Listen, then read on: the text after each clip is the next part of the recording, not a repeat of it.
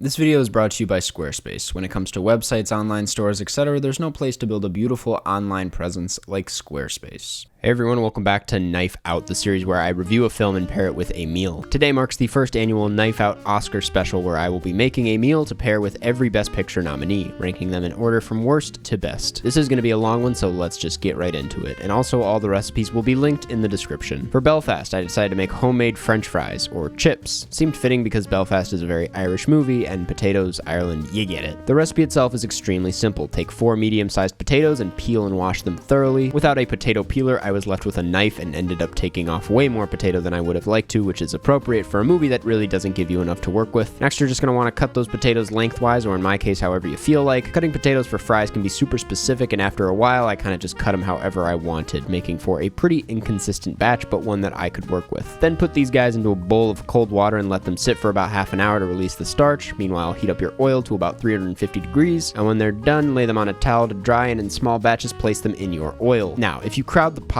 with too many fries, the oil temp decreases, and then your stuff comes out soggier than it does crispy. I did make this mistake for a few batches, and I ended up with these floppy fries, and nobody likes floppy fries. But once again, seemed appropriate. Belfast seems like it looks pretty good on the surface, but once you pick it up, you realize it didn't really soak in anything long enough to stand up as strong as it should. Go through your batches, and eventually you're gonna have a plate of fries. If you want to make a good batch, salt them as soon as they leave the oil. If you want to make the Belfast fries, you're gonna want to skip the salt entirely. Don't even bother with ketchup either. Just enjoy your plate of fries. Soggy, unsalted fries. The thing about fries is, who doesn't like them? They look objectively good. And yes, Belfast looks good, but if your fries don't have any salt or ketchup on them, why even bother eating them? The same way, if you're not going to do anything with your eye candy black and white cinematography, why are you even making this? The answer is simple. People are going to eat these, and the ingredients make it an easy crowd pleaser no matter how badly you miss the mark. I already did a video on Don't Look Up, so I won't get into the details, but Don't Look Up is an adult mac and cheese, a dish that thinks it's something more prestigious than it is, and is at the end of the day just mac and cheese. If you really want to mess this one up, don't add any flour and wash your mushrooms. It makes for a soggy dish that is very hard to finish. It's ambitious, and I'm certainly not upset that it exists, but this is as embarrassing for me as it is for Adam McKay. Link to my full video on this one is in the description. King Richard is a movie where you go into it with a certain expectation and you get exactly that. You get the exact kind of crowd-pleasy Oscar bait movie you knew it was going to be, and maybe that's not entirely a bad thing. For this, I couldn't think of anything more suitable than a simple grilled cheese. All you gotta do is take 2 slices of bread. I use sourdough, which is the I shot on film of bread, butter both sides, and add a few slices of Velveeta, which is the Will Smith of cheese. Because everybody knows Velveeta. Is he the best actor in the world? Absolutely not. But come on, we all kinda like Velveeta. And just like that, you're ready to put it on the pan. Keep an eye on it, toasting each side for, I don't know, however long it takes to look good. Add some strawberries for that certain level of family film sweetness, and boom, you have made a homemade grilled cheese. I like King Richard because it really is just not trying to be anything more than it is, and hey, neither is this grilled cheese. It is as simple as it gets. And yeah, it's gonna fill my needs for the time being. It's good for kids and adults, but I forgot that I made this grilled cheese like 10 minutes after filming, which felt appropriate. For CODA, I wanted to do something pretty simple because it is a simple movie, but it's sweet and it's refreshing, so I went with a strawberry milkshake. This analogy won't totally land, but CODA seemed like the film this year with the least amount of name behind it and has managed to go surprisingly far. The same way this drink doesn't have a ton of ingredients and is able to do so much to your taste buds. All you need is a blender, 1 cup of vanilla ice cream, 1.5 cups of strawberries, and half a cup of whole milk. That's it. Now there are fancier, more elaborate, and just plain better ways of going about making a milkshake, but sometimes the classic route that is built to win over crowds is all you truly need, and that's the case here. CODA is a very cute and charming movie, but it's also a very normal movie, where everything you think is going to happen ends up happening. I know exactly what I'm getting out of this strawberry milkshake, but I'm still so pleasantly surprised taking that first refreshing sip. It makes you feel good just thinking about it. Do I like this milkshake? Yes, of course I do. Is this what should win best meal? Oh my god, no. For licorice pizza,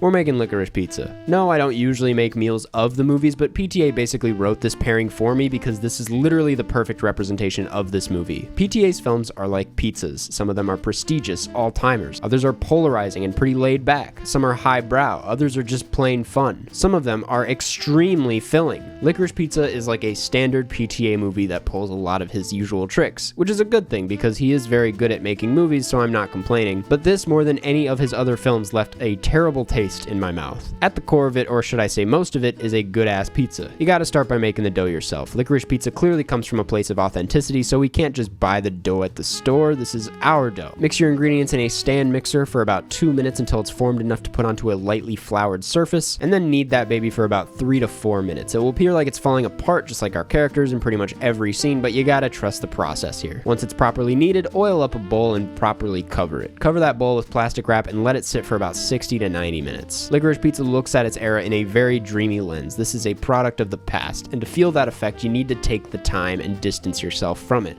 For us, that's 60 to 90 minutes. After that time is up, punch down any air bubbles and cut it in half. We don't need all that nostalgia. Roll it out into a nice circle, and I think it's time to put some toppings on it. Top your dough with about a half a cup of pizza sauce. I kind of forgot to measure this part and instead eyeballed it with a spoon, and as a result just did not put enough sauce on. The sauce is the hook. It's the emotional connection we should feel with the characters. It connects the cheese to the dough. I feel for Licorice Pizza's characters, but I think they get a little lost in the nostalgia and the fun of it all. And even a PTA movie without enough sauce is still a pretty damn good pizza, but this one could definitely use some more of it. All his films kind of have a feeling to them. This one is about being young, and for someone who is a sucker for movies about being young and confused, this just kind of missed the mark for me. Top it off with a bunch of cheese, a sprinkling of basil, and bake it for about 12 to 15 minutes at 470 degrees. It came out fat. It's a fat piece of bread with lots of cheese, and yeah, not enough sauce. I won't lie though, I kind of nailed the dough, which is honestly all I really cared about. And that works because Licorice Pizza nails the 70s, which is kind of the backdrop to the overall piece. All that's left to do is add your licorice, and yup,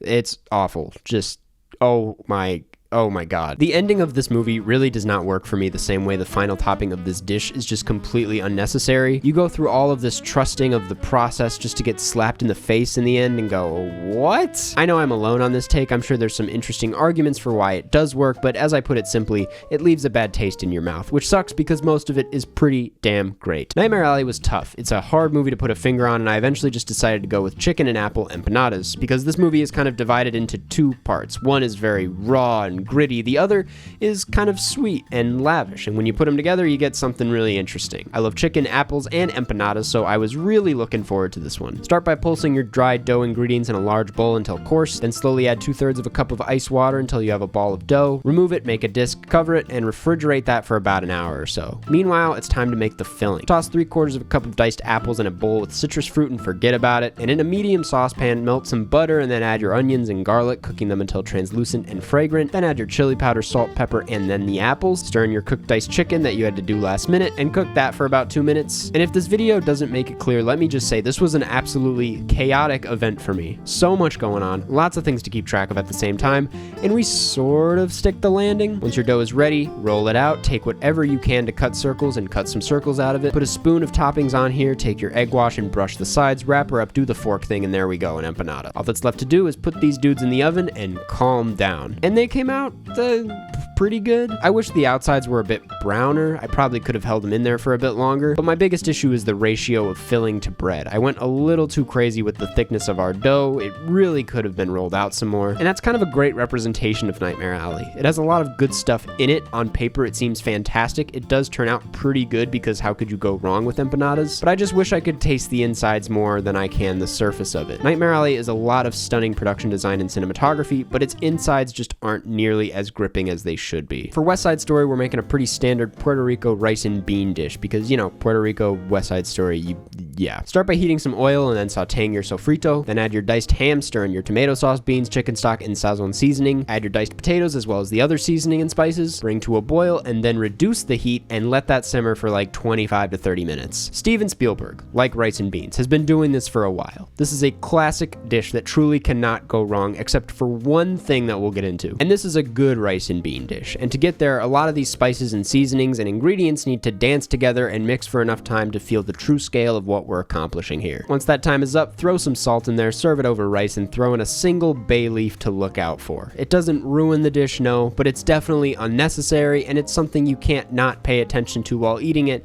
and yeah, it does take you out of the experience just a little bit. West Side Story, while amazing, definitely feels like it's at the end of the list of things that needed to be made. The original was so great, like why exactly was a remake necessary? The same way I'm like, hey, these rice and beans taste like rice and beans, and that's amazing. I really rarely enjoy them all the way through, but they never really justify why they exist. But all that said, this is delicious and extremely flavorful, which is just so unsurprising. It's one of the best things I made. For Drive My Car, I wanted something heavy and long, so I did a slow-cooked curry. Drive My Car is a gorgeous film that I'm still processing, but what I love so much about it is that it's incredibly simple, and so is this dish. That runtime may look intimidating, but all you gotta do is prep those ingredients, the potatoes, carrots, chicken, and bell pepper, and put them at the bottom of the crock pot. Then saute your onion in olive oil and butter, then stir in your garlic paste, curry powder, turmeric, white pepper, ginger, cinnamon, and salt, and slowly add your flour and start to question how this is gonna turn out in the end. Then add that chicken broth, and all of a sudden everything looks normal. Now all you gotta do is add that to the pot and let it cook for like 6 to 8 hours. This is the longest dish of the bunch, just like this is the longest and probably slowest movie of the nominees. But once that time is up, you will find that the time was most certainly worth it. It has a spicy kick to it, but it also feels like the most comforting thing to come home to. The most important part of the process was when I wasn't cooking and let time do its thing, which felt fitting for a film where our lead does most of his processing from the backseat rather than from behind the wheel. Dune is big. Dune is a heavy beast of a movie, so I made nachos. For nachos, all you really gotta do is cook your ground beef with the taco seasoning, water, and black beans, layer that on top of a tray of chips, then top that with a ton of cheese, then add some green onions and bake that guy for about 8 to 10 minutes. That's it. It's ridiculously simple, and it's one of the easiest dishes I made this whole time. And while adapting Dune was far from easy, it was actually probably one of the most difficult things to make this awards season. I chose nachos because it's just so much. This is enough food to feed a football party, not one guy. And the thing with nachos is, it's always such a massive appetizer that I'm like, really? We have more after this? But I love nachos. As a narrative, in my opinion, it's pretty simple compared to some of these, but all these different flavors and all that cheese, the scale of it, this dish is the one I will revisit the most. There is nothing like good sheet nachos that'll have you coming back to restaurants, and for the sake of pairing, the theater too. I love nachos, and I love Dune. It's as simple as that. The Power of the Dog is a slow, nutritious reshaping of an American classic. So for this, I went with a chickpea burger. Start by sauteing some onions in a hot pan for about 2 to 3 minutes, transferring those into a plate to cool down. Then break out the tiny food processor your mom hasn't used in a while and add your paprika, chili powder, cumin, salt, and pepper. I was also originally supposed to add walnuts, but I have an allergy and would prefer not to die. Blend those a little and then add your brown rice, cilantro, panko breadcrumbs, tomato paste, and of course chickpeas. Pulse for a little bit, not too much because you do want some sort of texture, and then when that's done, take the baby out and turn her into a nice disc-shaped patty. Now it's finally time to grill our patty over some vegetable oil, giving each side about 2 to 3 minutes. And while you're doing that, make a little ketchup and hot sauce mixture for a kick of spice. Transfer your patty to a plate and toast a bun, and just like that, a burger. The burger tastes Well, it tastes healthy. I honestly wish I had added some more toppings like lettuce or tomato to balance some of it out, but The Power of the Dog is a pretty dry movie. A great one, don't get me wrong, but it is dry. It's a dry movie, but it's an angry movie. It's got a lot of tension underneath its surface, which makes the spicy kick perfect. It's one of those where you don't realize until it's over just how nutritious it was, and that this was a great way to have a burger. Many people will not like this one. Some might even hate it. Some people who dress up as burgers may say they take this interpretation of a burger too personally, and that it's an embarrassment. But I think it's a cool idea that happens to taste delicious and is also just a clever alternative to a meaty burger. I may not revisit it as much as the nachos, but I respect this more than anything on the list for its creativity, and it just tastes pretty good. Does it deserve Best Picture? Oh, absolutely. And you know what? That's my ranking, and man, that was a lot of food. So thanks for watching. Check out all these films and recipes and form your own opinions. And before you head out, I want to thank this week's sponsor, Squarespace. Now, Squarespace, if you didn't already know, is a place where you can go online to build your brand, whether that be an online store, a blog, a portfolio, you name it. They have professional portfolio designs where you can create galleries for your work, as well as password protected pages for clients. For someone like me who works with film and video, I'm a big fan of their video block feature, which allows me to showcase my work in a way that looks really nice. And not to mention, they have a built-in mobile web designer that'll make it so that your website looks great no matter what platform it's on, while still matching your style. The best part about it all, though, is that if you go to squarespace.com/Karsten, you can get 10% off of your first purchase. Lads, I'm a big fan of Squarespace, and you can clearly see why. So what better time than now to give it a chance? So thanks again to Squarespace for sponsoring this video. Thanks for watching this video, and I'll see you all in the next one.